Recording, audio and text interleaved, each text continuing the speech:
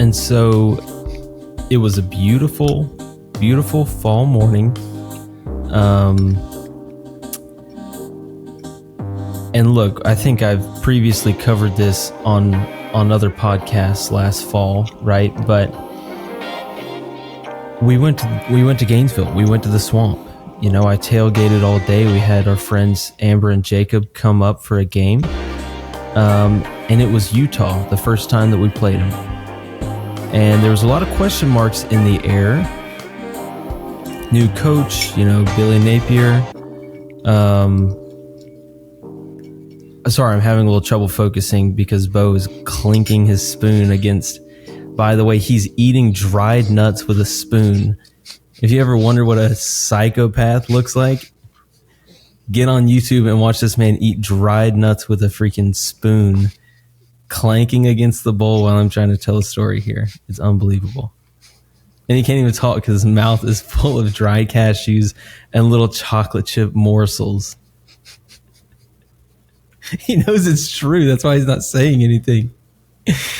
Anyways, we were, you know, tailgating. It was so good, dude. I made some burgers, classic, just El Clasico through and through. Kaneka sausage on tap. And then we get to the game and we show up. You know, I like to get there early, but, you know, other folks, one of them being my wife, she doesn't like to get there when the stadium opens, which is an hour and a half before game time starts. But I love to see, you know, the guys warming up, get a feel for the stadium, you know, kind of build that electricity within my body a little bit. And so we got there probably an hour before kickoff, and about 45 minutes before kickoff, the absolute bottom falls out. Actually, no, I take that back. The bottom fell out before we even started walking to the stadium, I believe, because we were all huddled under my little canopy trying to stay dry. And then about an hour before kickoff, it stopped. And so, you know, you walk in, like I said, warm-ups are taking place. It's just electric in there. The stadium's starting to fill up. And a lot of question marks, as I mentioned. You know, we don't know about the talent of the team. We weren't very talented. But anyways, we go through, we start playing the game. It's loud. These Utah fans, they've never heard anything quite so loud. I saw several Utah fans with their hands over their ears because they just couldn't take it. Anyways, game goes on. Fourth quarter, last play of the game, Utah's knocking. Our defense is trash, as they have been the past 4 years. They drive down the field with like a minute left. I think it's third down, maybe fourth down. Dude throws an interception in the end zone. It is so loud, so hot. You know, everybody's just, everybody's bodies are just so humid and hot. Kind of like we were talking about last week, but even more so. And everyone's jumping around. It's total mayhem. You know what I mean? Total mayhem.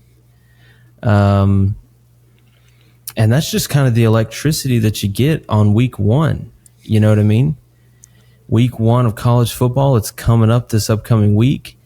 And whenever I look back, I think, you know what? That was one of the greatest season openers. Obviously, we went on to have a pretty terrible season, but that was one of the greatest season openers I've ever been to in my life. And it's games like those that just keep you coming back for more. You know what I mean? And I believe you were there for that one. Actually, I don't know if that's true or not. I was there. I got there early with you at 5 a.m. I was just sitting in the grand champions. I was not with the commoners. Let's just say that. Right. I remember now. You were in the Champions Club having. That's what it's called. So you went from eating Kaneka sausage and burgers to prime rib.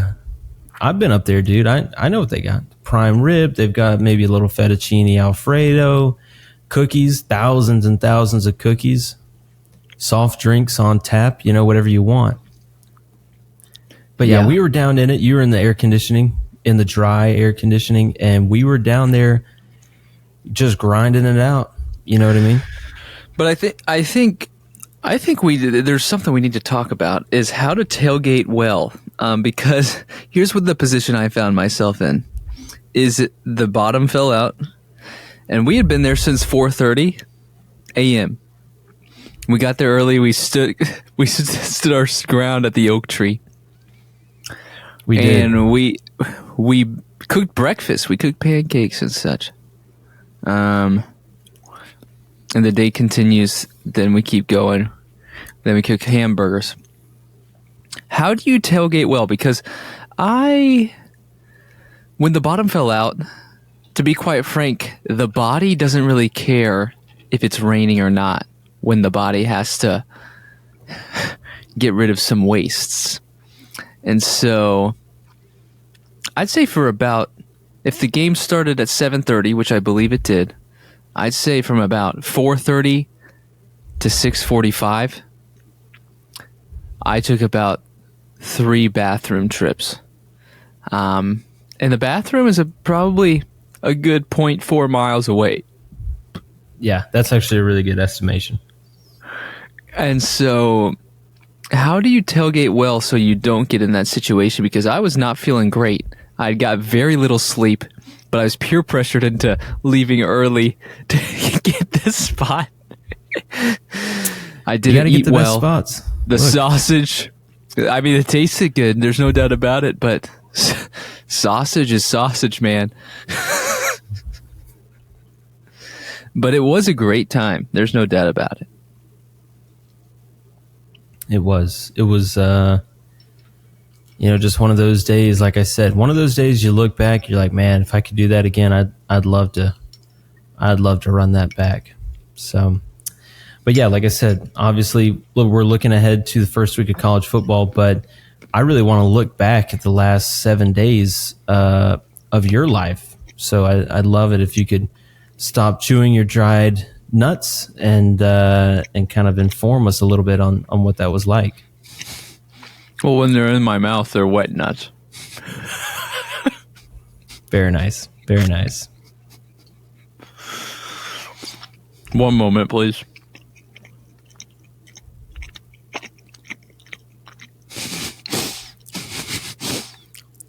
Can you hear the chewing? Yes, I can. Good. And I think we just lost half of our listeners right there in that little 3-second stretch.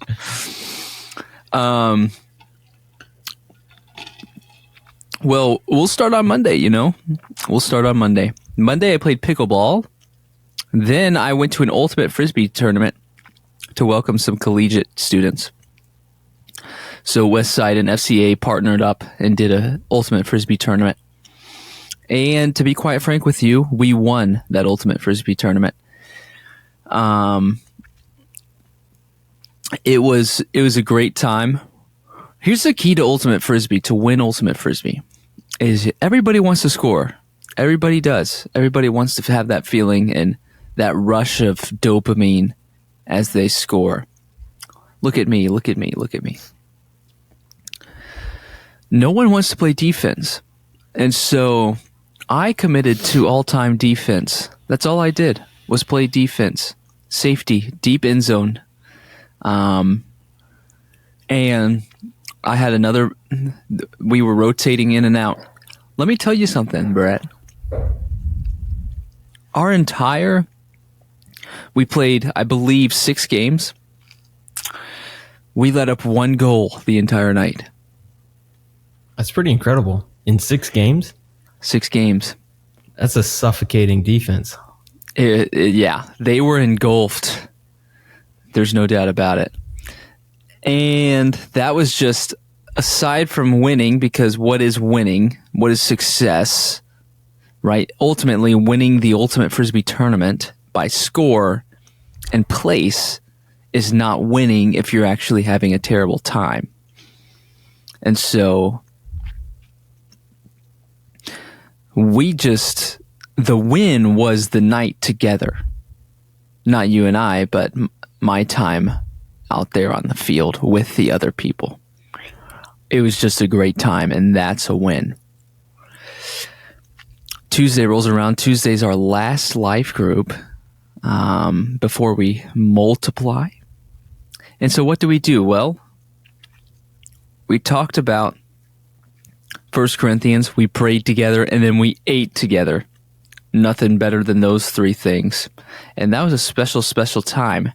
Tuesday evening after life group, I had to rush back home because I had a podcast to film. And then we filmed that podcast. Wednesday evening, I played pickleball. Then I went to dinner. I went to Chewy's. Small chicken tortilla soup. I went with Connor, the Mando Bando, Big Red Machine, Ryan and Megan Mert, Josh and Abby Dixon. I don't know if you've met those, but they are most excellent people. And I shared last week that I spent some time in Raleigh, North Carolina. And Josh and Abby, they come from Raleigh, North Carolina. They were UNC grads, and now he's doing his PA school at UF. And I praise God for those two. They're amazing. But the six of us went to Chewy's to delight in a meal at a round table with one another. And we had a goal of 10 baskets of chips. 10 baskets. And we got to 8. Oh, that's pretty good. It was pretty good. Substantial.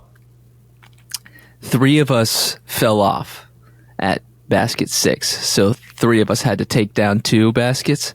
But that's okay. That's teamwork at its finest. Thursday comes.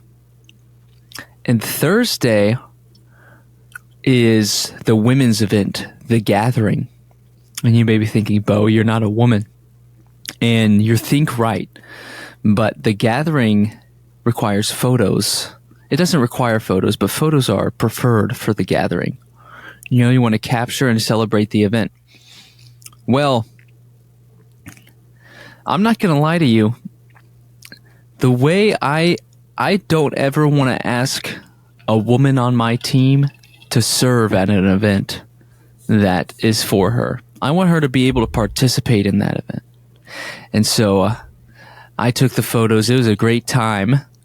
I snuck a couple of treats because, to be quite frank, they had treats for the women as they entered the doors. Now, what I did do was I waited until everybody had gone inside, the doors were closed, and I was given permission to take. And so then I took. Wednesday, or after the gathering, we played basketball. I didn't play basketball with the women. There was another crew of people that showed up to play basketball. And I've played basketball with many women, and many women have been great at basketball.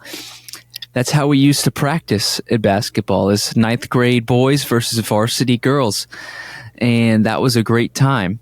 So hear me when I say this. Women are great to play basketball with. But tonight, or Thursday night, I did not play with women. I played with men.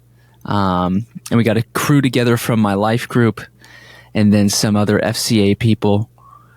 And again, that was just absolutely phenomenal. That took me till 11:15, and I was about as tired as I could be.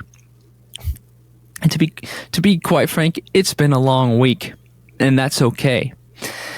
And so I think I slept the best I've ever slept in the past few months on Thursday evening. Hallelujah. It was hallelujah indeed. I haven't been sleeping good, man. I haven't. Or I don't know. Maybe I have. Here's what I say, is my energy levels throughout the day are not great. And that makes me think I'm not sleeping consistently. So I could be asleep, but am I hitting as deep of a REM as possible? Right. I don't think so. And so melatonin may be the answer, or Benadryl. Now, of course, doctors, say do not take Benadryl as a sleep aid.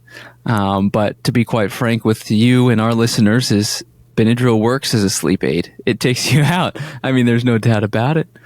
But I haven't done that yet. I promise. Friday rolls around. Friday is work once again.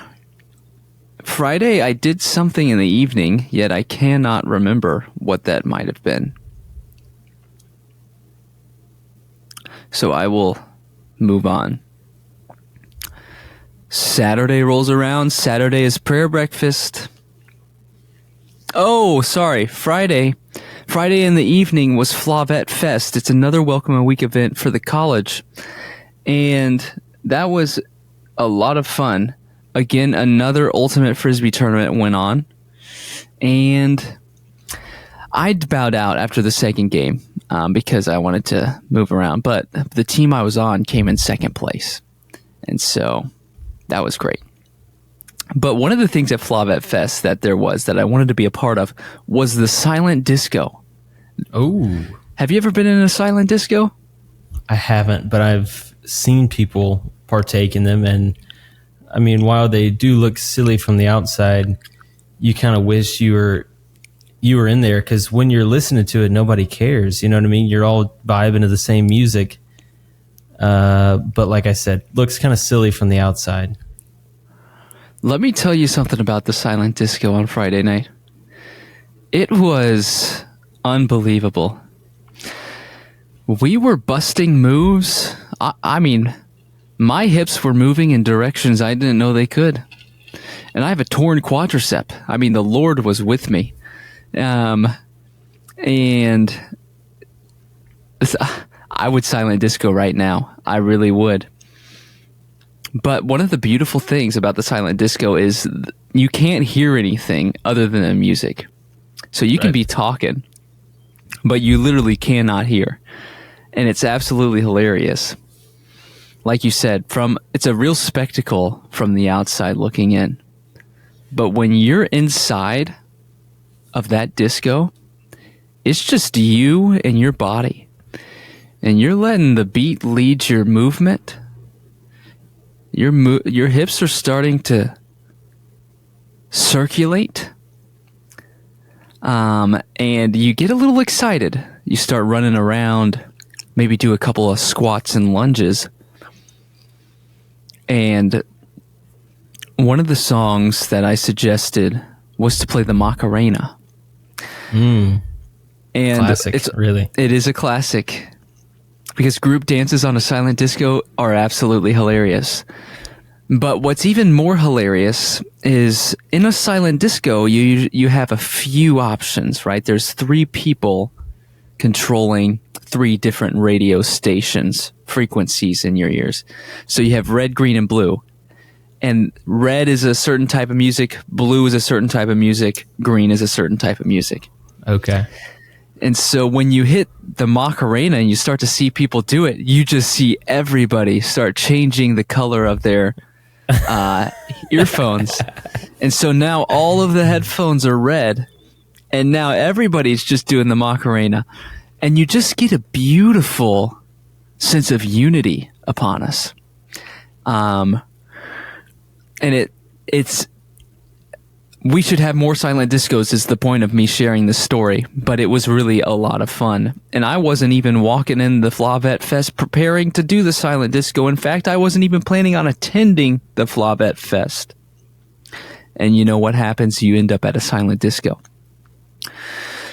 So let that be a lesson, my friends, is anywhere you might be not desiring to go, do it. Do it. You never know what kind of dance you'll be doing at the end of the day.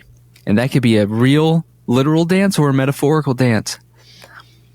So that was Friday. Saturday rolls around. Saturday is prayer breakfast in the morning. It's a beautiful morning to pray. It's a beautiful morning for pancakes. I'll tell you that much. Eggs, bacon, sausage, all of it. And we did the prayer breakfast. Then after the prayer breakfast, I played in a pickleball tournament for Sierra. Sierra is a organization dedicated to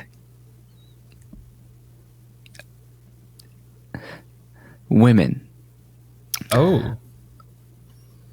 Pregnancy center, kind of. Okay. And so that was just that was a blast.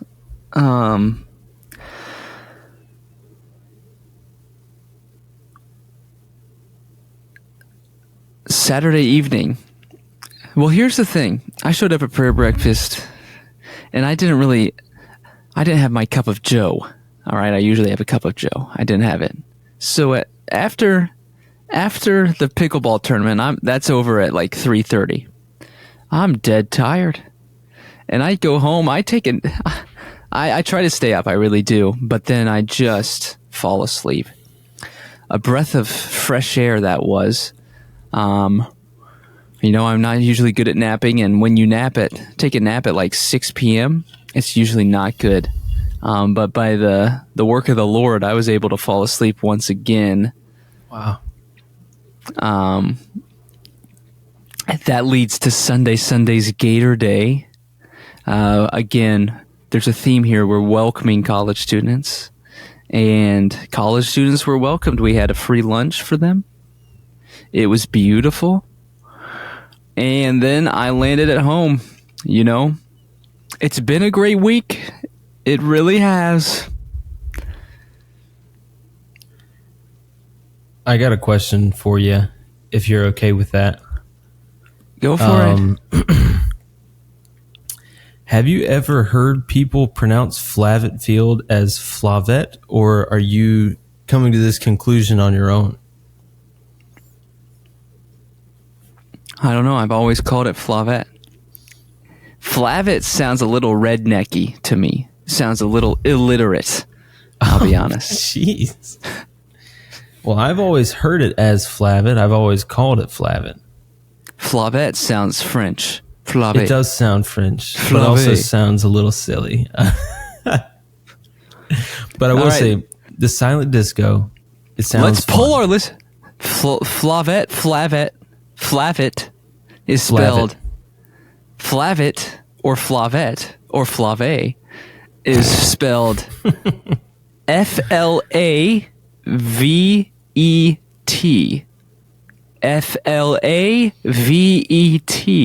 Honestly, Flave might win. Flave. Flave has a nice ring to it. So are we gonna do a poll? Yeah. A quick poll of our listeners. What do you think it's how? Yeah, we'll do it on social media. We'll post a poll and see what we're thinking.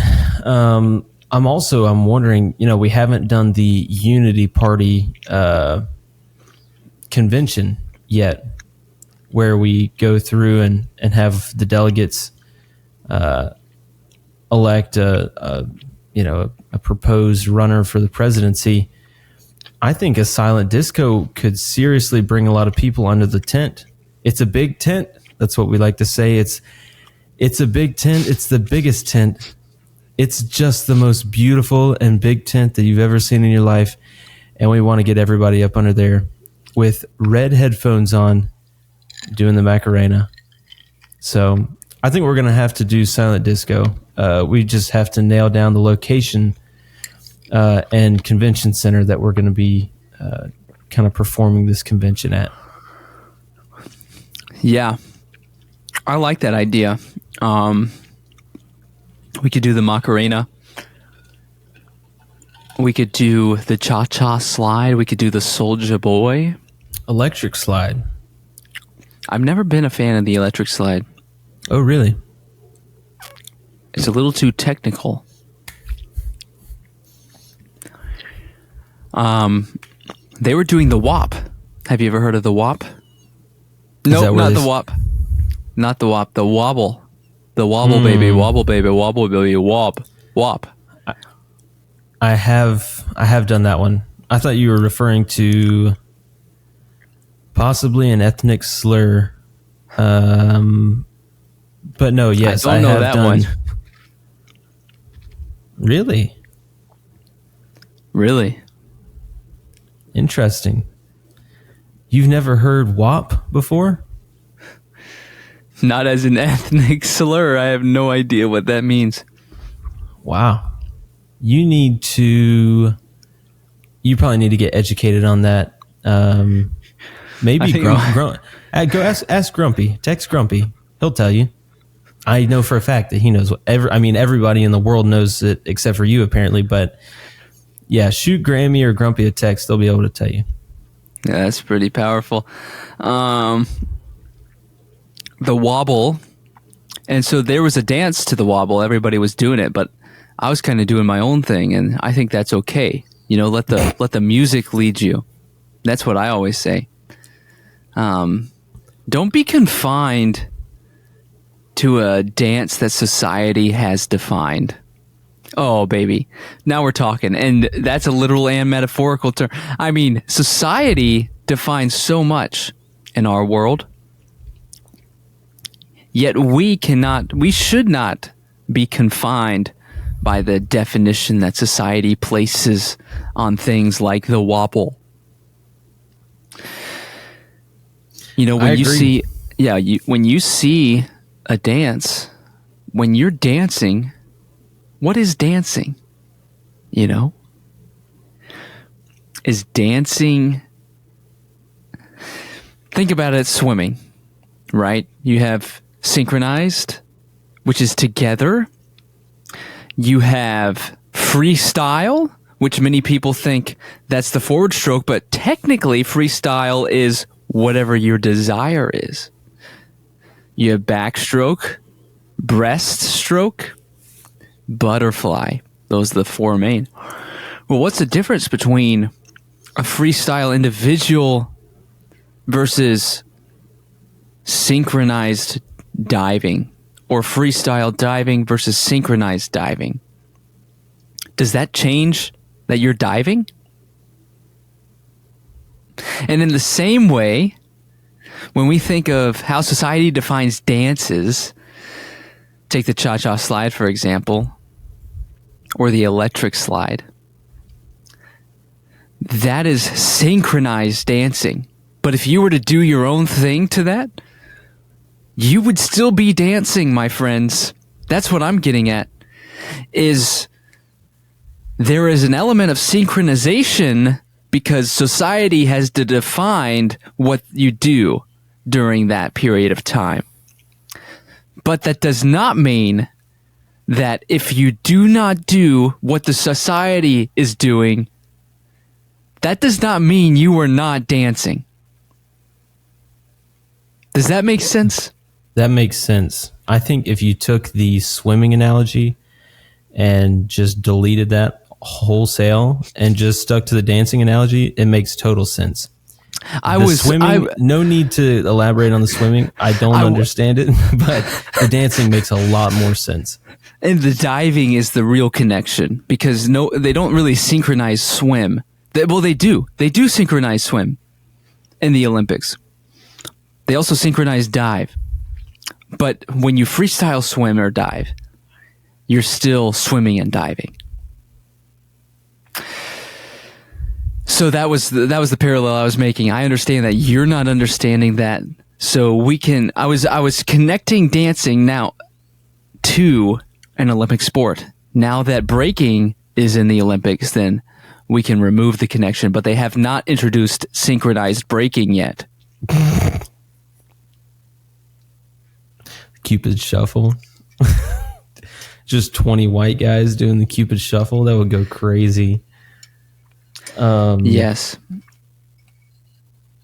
Yeah, dude, I don't even know how we got there, to be honest with you, but I agree that you should be able to dance however you want to dance. And society, they're going to want, like you said, society is going to want you to dance the same way that everybody else is dancing, right? In the culture we live in, society is liable to tell you, hey, do a handstand, twerk on the wall. But that doesn't mean you should be doing that. You should still be dancing, no doubt. But it could be a little bit of this. It doesn't have to be anything inappropriate, So, but yeah, that's just the world we live in, but I think it's good to still dance. We fall to the confines of the pressure. There's no doubt about it. We believe when we twerk on the wall, we're going to elicit a reaction that shoots off dopamine within our brain. We appreciate the recognition and applause. But the recognition and applause of people pale in comparison when you compromise your values for the sake of that recognition and applause. I just imagining somebody twerking and like 10 people just standing there just like golf clapping.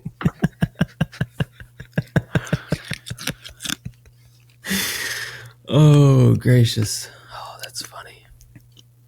But yes, we'll have to, really need to lock down with the election coming up. We need to lock down a convention center for the Unity Party convention. And we also need to get a silent disco DJ lined up so that we can get as many people dancing and grooving to their own move, at the same time.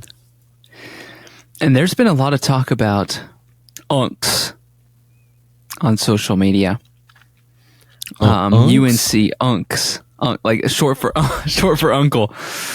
Oh.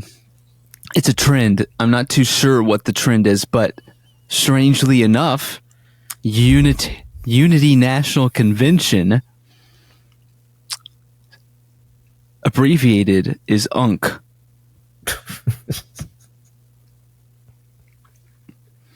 So there's some serious opportunity. There is some serious opportunity. And you know what else is opportunistic? What's that? It's your life, Brett. I proclaim over you that you have many opportunities in your life. And I receive your response in the form of a verbal journal and diary of the past 7 days. Does that mean you want me to tell you about your week? I will now receive that information. First, I want to say, unks, if it is like trending, we could have a serious SEO, optimization. We'll say it twice. SEO optimization. We could have a serious deal on our hands with the unks, but I've never heard that. Also, you're more savvy in the digital world and all things that are trendy. So I'll leave that up to you, but it sounds like we could really be onto something there. Right. And so what I just heard from you is that you are getting yourself out of learning a new skill because you were depending on the backs of other American workers to do it for you. And that I cannot approve. You have got to learn that skill because otherwise it's just blatant laziness. That's fair. I think there's a solid 80% of our audience that doesn't know what SEO is, though. So, but they do know what fair. SEO optimization is. That is right. When you double that optimization, that's the only way you're going to get ahead in life.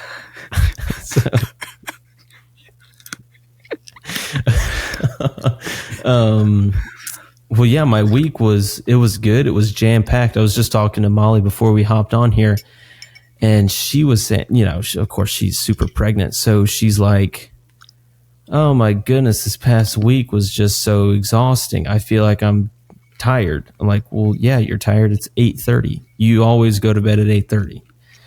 It's not really anything new that you're tired, but all that to say, we did actually have a pretty long week, and it was full of good, fun stuff. On Monday, had work per usual, came back.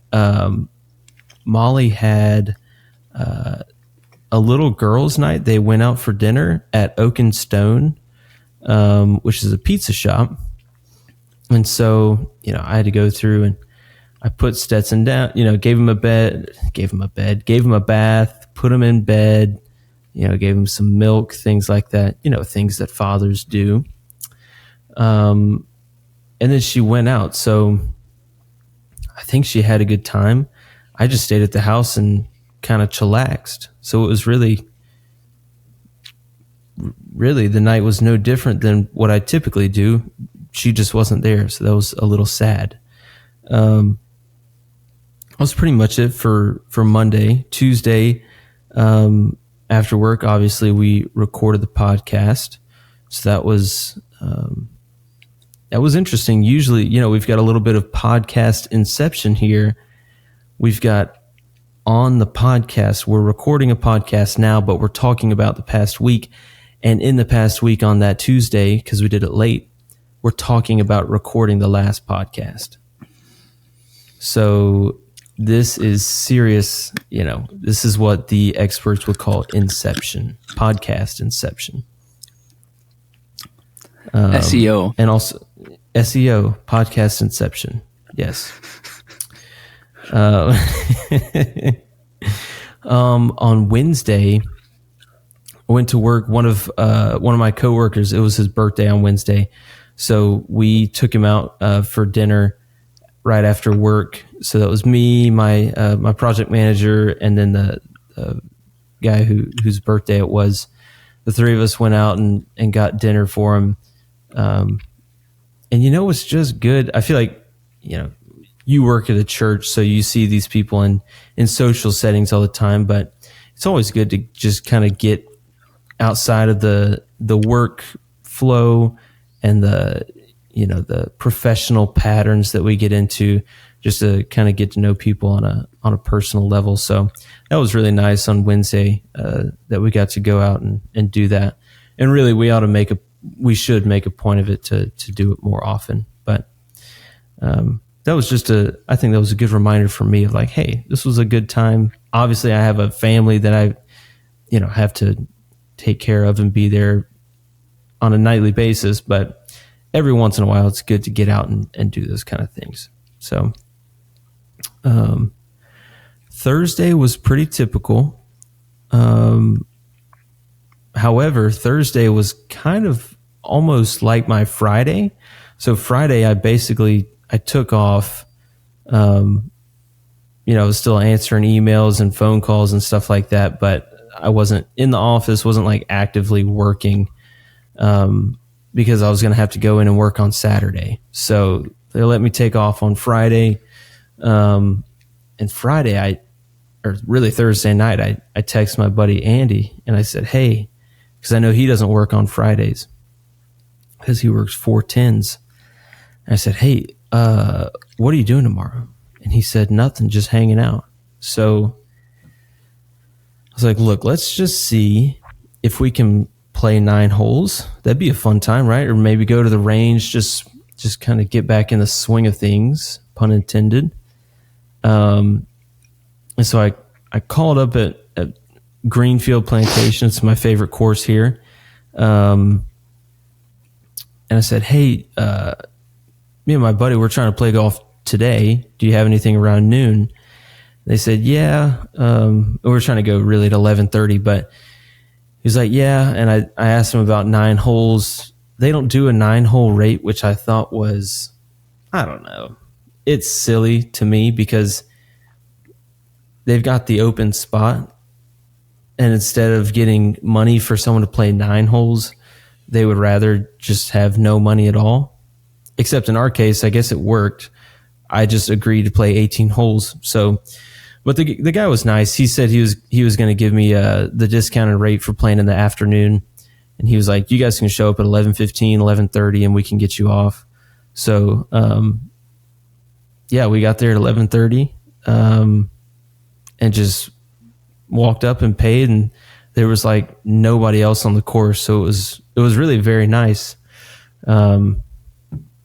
I think we finished 18 holes in right at 3 hours. So it was just, I know you can appreciate an efficient game of golf. And that was it was very nice not to have anyone in front of us. There weren't people behind us, trying to hit into us or anything. We were playing at a good, comfortable pace, but with, when there's only 2 of us, you're absolutely flying. So that was really nice. I shot officially on the scorecard. I had an 89. However, Andy's very generous on his scoring. He was keeping score. There was a couple breakfast balls in there off the tee box that he let me have. So I'm appreciative of that. My legitimate score was probably, low 90s. He probably cut off 3 or 4 strokes there, but it was one of the better games of golf that I've played in a while, and I haven't played in probably 3 months. So it was a sigh of relief almost that I could just go back and play decent golf without being absolutely terrible. So, Friday night we had some of our guys from our Sunday school group. A fellow by the name of Marcus, he comes into the chat and he says, "Look, guys, let's meet up at my house for dinner, and we can play Halo." And so I know you're a big Xbox guy. I didn't know that Halo was specifically played on Xbox, and I've never, I didn't really grow up playing Halo or anything like that. I've only played it once or twice with you. I was like, yeah, I'll come. Sounds like a good time. Little did I know there was going to be like 14 other people there. Like we had a total of 16 people. 3 other people brought their TVs and Xboxes, and we ran 4v4, not 4v4, but 4 teams of 4, a LAN party. And it was pretty wild. Just 16 guys in his living room, all on 4 different TVs, just playing Halo. Honestly, if I was a Halo guy, I would have been in hog heaven there. But, when you only get like 2 kills a game, it's not quite as fun as if,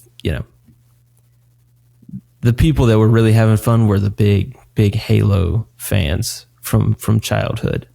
Mm-hmm. So I imagine you would have been probably really enjoying yourself.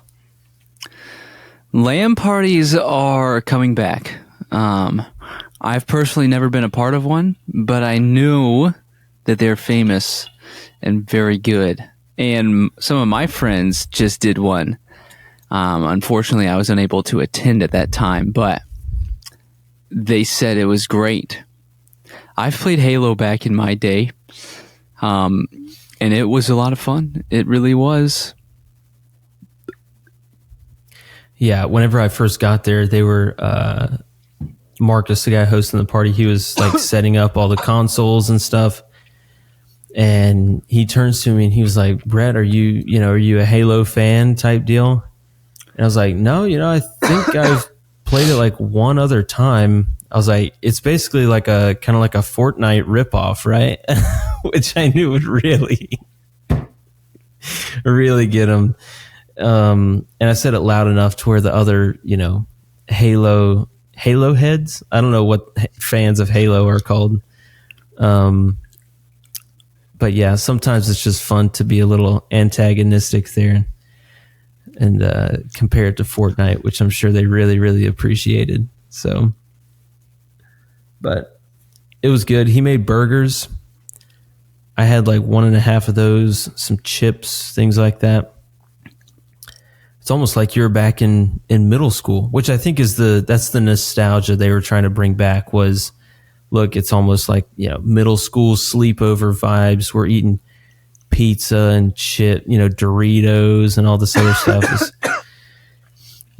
I mean, I had a good time, but like I said, I'm pretty bad at Halo. So, but I can appreciate that everyone else is having a good time and have that good time with them, So that was Friday. Saturday, I had to get up and go to SMH, be like downtown Sarasota, at like 7 on Saturday morning. Thought it was going to be a full work day, but thankfully I got to leave around 1. So basically a half day. And then whenever I got back, later that afternoon, Molly made a roast in the crock pot, Instant Pot, whatever it is. And we had some friends over, Alex and Megan and Andy and Karina. They came over. We got some hoagie rolls, put some cheese on there, stuck it in the oven, and then put that tender I think it was a chuck roast is what it was. Put that tender meat right on there and then just get a bowl of the jus and dip it in there, dude. It was just so good. So good. And then the final day, Sunday, this morning we served in children's ministry, and then went to Sunday school after that. And then this afternoon we had my buddy Zach. He had his birthday party, and it was baseball themed. So he's a big Mets fan, and he's turning 31. So it was his Mike Piazza party because Piazza was number 31, and he's a big fan of his. So he said, look, it's a baseball party. I didn't know that until like 10 minutes before Molly told me. So I threw on my Angels jersey. I brought a glove. You know, it's always fun to come to these, like a theme party. I feel like you need a prop, you know? So I brought the glove. I was pretty much the most authentic one there. But yeah, it was a blast. We went through and sang happy birthday and I think we had Costco pizza and other little hors d'oeuvres and whatnot. And then, yeah, came home after that, and it was a jam-packed Sunday. So, and a jam-packed week, really, to top it off. That sounds like a lot of fun, though. That really does. What kind of Halo game did you play? Was it like Slayer SWAT? SWAT! That's pretty accurate, wasn't it? Nobody was yelling. Well, I mean, there was some yelling, but no, that's how the game SWAT. starts. That's how the AI goes. Before the game, I believe, he's like, SWAT! Or Slayer! Slayer!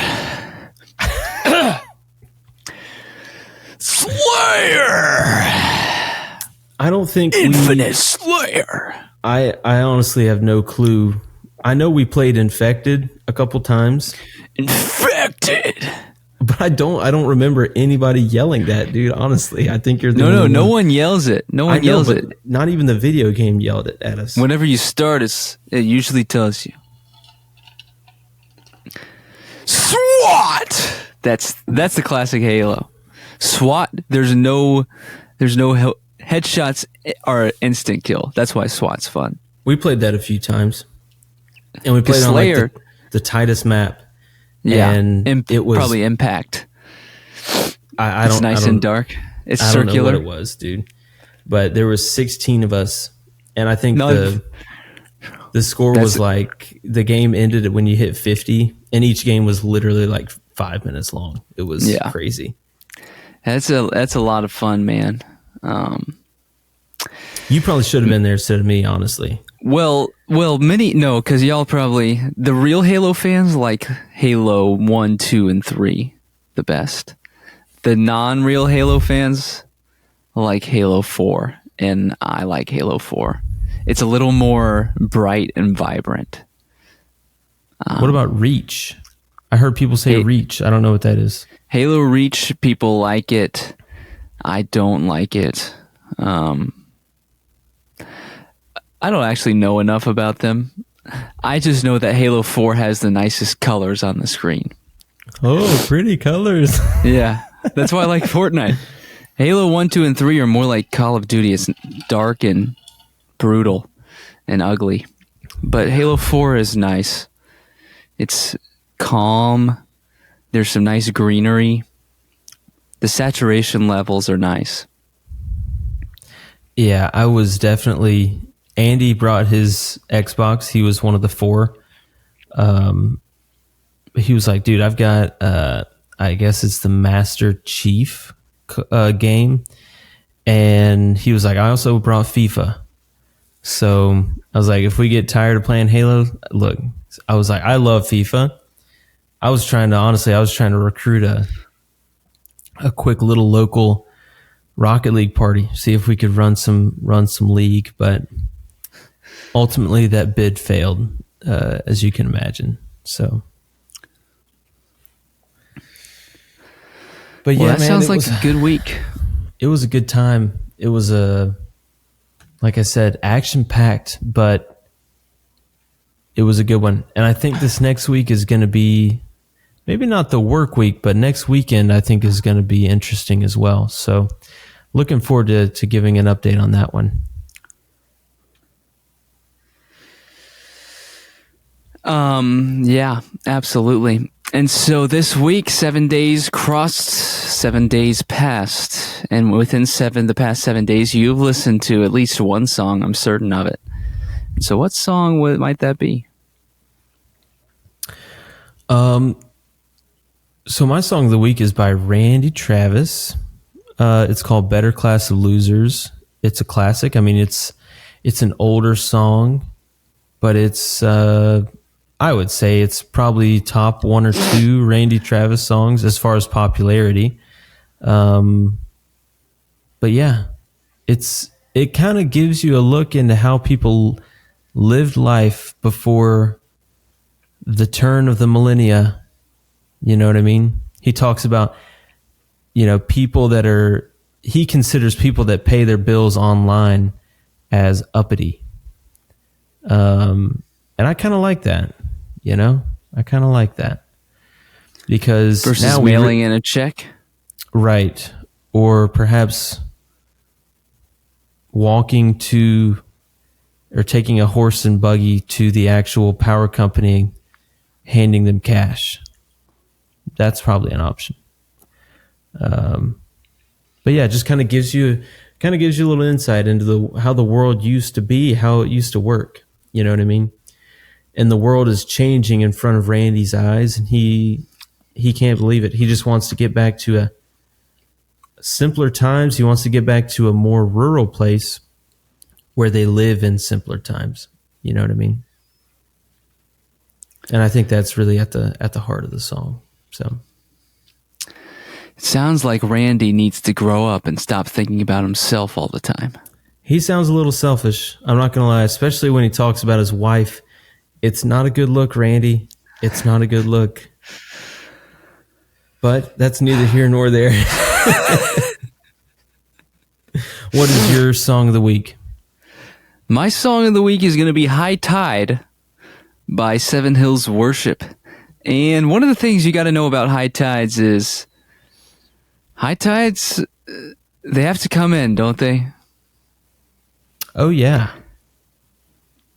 And you're a waterman, so tell me about high tides and low tides. You know the moon, right? Trust me, I see the moon every day. The moon is so crazy, dude, and I don't understand how it works, to be honest with you. I don't know the physics behind it. I don't even know if there are any physics behind it, but the moon basically says, look, I'm going to decide if it's a high tide or a low tide. The moon has this force to where it can take the water and draw it to itself, whether that be, away from the shore or towards the shore. And so that's essentially how the tides work. And they all work in a cyclical pattern. You know what I mean? So if you're at high tide, it's going to be going out for the next 8-12 hours, something like that. And if it's at low tide, you're pretty much guaranteed that it's going to come back in. So very cyclical, very, very easy to predict. But ultimately, the moon is pulling the strings. And who would have thunk it? Not me. That is one of those things in the way in which the world and the earth works that is only explainable by a creator. And as the moon pulls the water to itself, the moon sends water back. And as you were sharing about the moon, well, what is the opposite of the moon? The sun. And when you look at something like that of a sunflower, do you know why a sunflower is a sunflower? I mean, I just kind of figured the face of the flower looks like the sun. See, that's what a lot of people think, and it's quite factual. But what actually happens is, so this is the plane of the Earth. Let's say it's flat for our listeners. You think the Earth is flat, bro? Okay, So- yeah. Let's say that's the Earth's plane is probably pretty accurate, honestly. So this is the ground. Well, the sun, you know how it rises. It's not going up and down. It's going in a semicircle. Yeah, the sun orbits the Earth. Yes. Correct. So to our eye, it's going around. Well, what does a sunflower do? The sunflower actually shifts its face toward the sun throughout the day. And so that's why it's a sunflower. And it's one of those things that in order for the sunflower to continue to grow and flourish, the sunflower must be looking at the sun the entire time. Do you see where I'm going with this? I do. It's almost it seems like modern solar panel technology is kind of ripping off the biology of the sunflower. And so, who is the sun? Big ball of gas. All right. It's a big star. But when we think of sun, I think we're thinking too literal right now. Think of S-O-N. sun. You're thinking S-O-N. Precisely. And we are sunflowers, and in order to grow and flourish, we must be continually looking at the sun. In order to grow and flourish, how we grow is we follow the sun. Because to be quite frank with you, as soon as the sunflower, starts looking away from the sun, we're going to shrivel up and we're going to rot. We're going to die. Because that's just how a lack of the sun works in a literal sunflower and a metaphorical sunflower. And so in the same capacity, we see the moon being able to pull out the tide and push back in the tide. We see the sunflower looking to the sun for growth. All of this is just inexplainable other than a creator that explains it more than our mind could even comprehend. And that's ultimately what high tide is about. And it's just absolutely glorious and beautiful. And that's my pitch to go listen to the song. Well, I think you did a heck of a job there, honestly. The analogies, you're really on fire today, I feel like, with the analogies. I've been working on my illustrations, I have one more because this goes back to our Tuesday Life group is, the passage in 1 Corinthians that talks about running the race with endurance, running the race, striving to win. Paul literally says, run the race to win the race. We're seeking to win. And so the Olympics just happened, right? One of the things I was reading on the Olympics is the 400-meter individual sprint race is one of the most dangerous races in all of running track sports because they're willing to get injured in order to win. And I wouldn't say that's just for 400 meters. Any track sport, the people in the final race are willing to get injured to win the race. But before the final race, there are heats, right? And so in the heats, you hear the commentators always saying, well, they're not going their best. They're not going their fastest. They just have to place in the top 3. That's all they have to do. They have to place in the top 3 so they can advance. Well, what Paul, I believe, is saying is we've got to run this race, this journey, our faith journey, like we're trying to win an Olympic gold medal. We've got to be, are we willing to get injured for the sake of advancing the kingdom. Because what is winning in this context? Winning is the glorification of God and the participation in advancing the kingdom of God. And so when we think about winning a race, are we willing to go that extra mile mentally, physically, burden ourselves, put our bodies at risk for the sake of the gospel? I think the answer is no a lot of the time.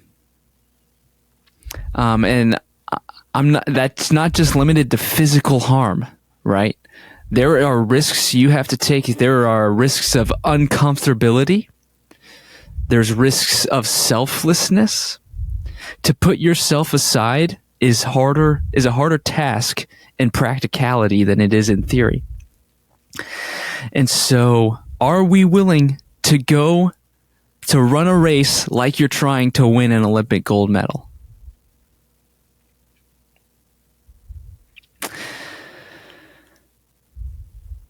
That was the analogy that was on my mind on Tuesday. Wow.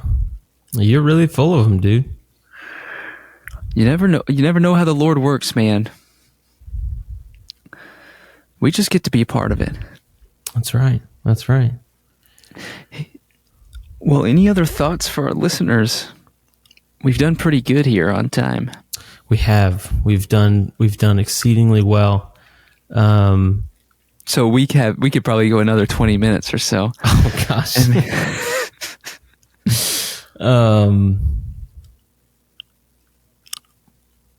I don't think so. I mean, I think next weekend I would venture to say there's going to be some pretty great content as far as subscribers go. I also wanted to give a shout out to one of my coworkers, Jason Smith. He followed us on TikTok. He doesn't live in the state of Florida, but he flies in once every 3 weeks or so. And he came into the office and he asked me about frozen shrimp. And I said, "Oh, this is great. We've made it all the way to Kentucky." So I was pretty excited about that. He's not a podcast guy. Yet. He said he just hasn't found one that he likes. And I said, "Well, here you go, dude." You know what I mean? It's sitting right there in your lap. So I don't know what he's going to do, but he had kind words and he was encouraging. So I appreciate that. But yeah, other than that, I think we've got some great content coming up next weekend. Me and you are going to be together next weekend. So I'm sure we're going to get into some silliness that we'll have to get on video. Yes, absolutely. And you got to subscribe, people, at fleaubo.com. That's flobo.com. Secondly, to add on to Brett, is you've got to buy Egg is Meat. Egg is Meat is a new clothing line that professes that egg is meat. I mean, it doesn't get more simple than that. You can get that shirt. There's a tote bag. The tote bag is my personal favorite because it's a great color of yellow and it literally just says egg is meat. It's a great bag to take to the grocery store. And we are people dedicated to being stewards of the earth. And in order to minimize the use of plastics, this tote bag is a great reusable bag for your groceries. Yeah, no, I mean, go to Aldi. You're going to really spend money for all these terrible paper bags. Trader Joe's, they give you the paper bags. I don't think they charge you for them, but either way, you pull up at an Aldi with an egg is meat tote bag, you're going to be sitting in line. Somebody's going to be like, "Hey, what does that mean?"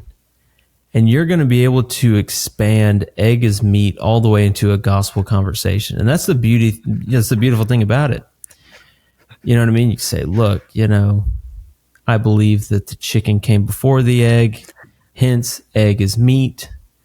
And what does that mean? The chicken came before the egg. That means that I believe that chickens were created. I don't believe that we evolved. And if we are created, then there has to be a creator. And that's the only launch pad that you really need that's as easy as it gets. I think they call that hook, line, and sinker in the industry. So yeah, go out there and buy the egg as meat. Unless you don't want to advance the gospel, then don't. But if you do, then you're going to have to buy this merchandise, whether it's a T-shirt or a tote bag. And yeah, now that I hopefully I'm convicting several people about this, I think we should probably go back and maybe up the price by 10, 15%. Well, I'll be honest with you. I haven't purchased the tote bag yet, but you have just convinced me that I need to purchase 4. I could have one on one shoulder, one on the other shoulder, and tie a couple around my hips as well. I think that'll work great. I agree. You're like a walking billboard. That's right. Egg is meat. It really is. And so that is just one example as to why we are 2 men committed to loving you deeply and generously. And that is also why we are going to see you in 7 days.